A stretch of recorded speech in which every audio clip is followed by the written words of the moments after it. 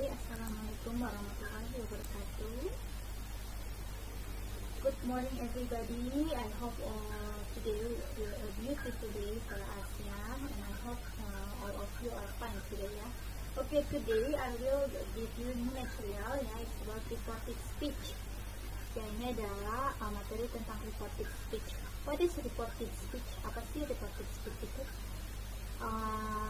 Reported speech itu adalah kalimat tidak langsung, ya, yang biasanya ada di laporan, teks laporan, gitu, investigasi, prosedur, dan lain-lain.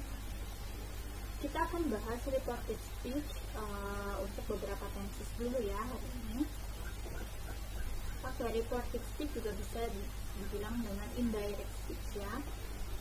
Nah, direct speech ini adalah kalimat langsung, reported speech itu kalimat tidak langsung.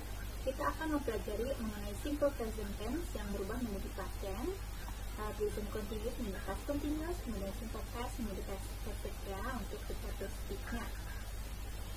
Oke. Nah, ini adalah perubahan waktu, ya, waktu dalam reported speech. Nah, dalam kalimat langsung tadinya yesterday, ya, kemudian kalimat tidak langsungnya menjadi the day before, kemudian tadinya tomorrow menjadi the next following day, tadinya next day atau week, ya, menjadi the following day or week, today menjadi that day, here menjadi there, ya. Ini adalah perubahan attribute of time and place-nya, ya, dalam kalimat langsung menjadi kalimat tidak langsung. Oke. Nah, sekarang kita akan bahas mengenai perubahan kalimat langsungnya yang berupa present tense menjadi kalimat tidak langsungnya yang berupa simple past tense, ya. Contoh kalimatnya, he said I made a snowman. Di sini I made a snowman ini berupa simple present tense, ya. Dia mengatakan saya membuat boneka salju, ya, orang-orangan salju. Nah, kita ubah menjadi kalimat tidak langsungnya. He said, kita gunakan that, ya. He said that he made. Nah, kenapa made? Karena made di sini kita ubah pastinya menjadi made, ya, a snowman. Jadi kita tambahkan that, kemudian menggunakan verb kedua, ya. He said that he made a snowman. Nah, ciri-ciri kalimat langsung di sini kita lihat di sini ada tanda kutip, ya. Itu merupakan ciri-ciri dari bahwa ini tuh kalimat langsung.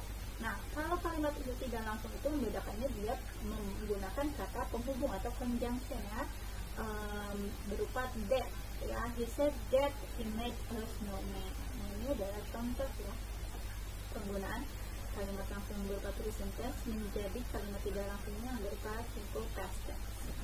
Untuk to make you more understand about this material, okay, so let's do this exercise, ya. Kita akan jawab, ya.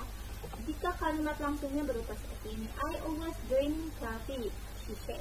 Kita ubah menjadi kalimat tidak langsungnya bagaimana? Nah, she said that, ya, kita ubah ini ke sini. She said that she. Kenapa di sini she? Karena di sini apa sih, I di sini merujuk ke she, ya. She always drank coffee, ya. She said that she always drank coffee. Nah, kenapa drank? Karena di sini kan verb 2 dari drink itu adalah drank. Oke, jadi I di sini berubah, ya, menjadi she karena I di sini merujuk ke yang berbicara bahwa dia perempuan, ya. Nah, he said I study French. Berarti yang bilang I study French itu saya belajar bahasa Prancis itu siapa? Dia laki-laki. Berarti kita ubah I-nya itu menjadi he said that he, ya, he studied French. Nah, study ini verb 2-nya menjadi study, ya. Berarti he said that he studied French. Okay, good job. Next, Daddy said they work so hard, ya. Daddy mengatakan mereka itu bekerja keras. Kita ubah menjadi simple past-nya menjadi bagaimana? Daddy said that they work so hard, ya, betul. Kita tambahkan that, kemudian kita turunkan D-nya, kemudian work-nya berubah menjadi verb kedua, ya. They di sini tidak berubah, ya, karena Daddy juga bilang merekanya yang bekerja keras, bukan Daddy-nya, ya. Oke, good job. said, berarti yang selalu makan bakso itu siapa? Dia kan, dia perempuan. Kan dia perempuan mengatakan saya selalu makan bakso. Nah, kita ubah menjadi pasifnya. She said that she always ate meatball. Nah, di sini tadinya it, verbalnya menjadi ate ya. Dia mengatakan bahwa dia selalu makan bakso. Nah, dia perempuan kan, berarti I ini mengarah ke dia perempuan. I work in a bank, said Daniel ya. Saya bekerja di bank, kata Daniel. Berarti yang bekerja di bank siapa? Ya Danielnya itu. Berarti Daniel said that he worked in a bank. Daniel mengatakan bahwa dia, Daniel ini ya, bekerja di bank. Oke. He said I love my parents. Berarti siapa yang love parents-nya? I kan, berarti mengarah ke dia laki-laki. Kita ubah menjadi pasifnya. He said that he loved his parents. Berarti dia mengatakan bahwa dia laki-laki tersebut mencintai orang tuanya. Nah, ini adalah example ya about simple present tense to simple past tense ya, in indirect speech atau kalimat tidak langsungnya ya. Jadi kalau kalimat langsungnya berupa simple present tense, maka diubah ke kalimat tidak langsungnya menjadi simple past tense ya. Oke, bagaimana kalau kalimat langsungnya itu berupa simple present continuous atau dan merubah ke kalimat tidak langsungnya menjadi simple past continuous. Nah, simple present continuous itu adalah kalimat yang sedang dilakukan ya. Contohnya I'm reading a book, artinya saya sedang membaca buku, berarti bukunya itu sedang dibaca sama dia ya. He explained, dia menjelaskan. Berarti yang sedang membaca buku itu siapa? Jelas ya, dia laki-laki ya. Dia laki-laki mengatakan saya sedang membaca buku. Nah, berarti ini pernyataan dari dia laki-laki tersebut. Kita ubah menjadi kalimat tidak langsungnya. He explained that ya, dia menjelaskan bahwa ya he was reading a book. Nah, di sini kita pakainya was. Kenapa pakai was? Karena to be-nya berubah ya. Tadinya subjeknya I, maka dia tambahkan am ya. Kalau ini kan subjeknya he, berarti menggunakan was dalam past tense-nya ya. Kalau penggunaan were bagaimana? Were itu digunakan untuk subjeknya yang they, we, you. Nah, itu baru menggunakan were. Kalau he, she, it itu menggunakannya was ya. Dan I juga menggunakannya was ketika dia di posisi past tense ya. Continuous. Nah, he explained that he was reading a book. Nah, di sini readingnya tetap reading ya, tidak berubah. Readingnya itu tidak berubah karena di sini berubahnya past continuous ya, bukan past tense ya. Jadi hanya ditambahkan was atau were-nya saja. Okay, he explained that he was reading a book. Okay, good job. To make you more understand about this material, let's do the exercise ya. She said that I'm waiting for my boyfriend. Jadi siapa yang sedang menunggu pacarnya? Ya, dia perempuan ini. Kita ubah ya. She said that she was waiting for her boyfriend. Nah, di sini yang berubah apa saja? Di sini ditambahkan was. Karena apa? Karena di sini subjeknya she ya. Jadi she was, waitingnya tetap. For di sini kan my itu berubah menjadi her ya, kepunyaan dia perempuan. Jadi berubah ya, bukan punya saya lagi, tapi punya dia perempuan. For her boyfriend. Jimmy said they are studying bahasa. Menjadi Jimmy said that they were. Nah, di sini kan subjeknya they.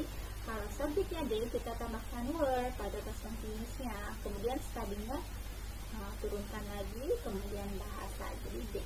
Jimmy said that they were studying bahasa. She said I'm feeding my dog. Jadi dia mengatakan saya sedang memberi makan anjing saya. Ya, jadi yang memberi makan anjing siapa? Ya, dia perempuan ini. Makanya kita ubah menjadi she said that she was. Nah, kita tambahkan was karena apa? Karena di sini subjeknya she ya, feedingnya tetap, kemudian di sini her. I'm writing a novel, he explained. Nah, yang sedang menulis novel siapa? Ya, dia laki-laki ini. Jadi kita turunkan menjadi he explained that he was writing a novel, ya. He said he is driving a car, ya.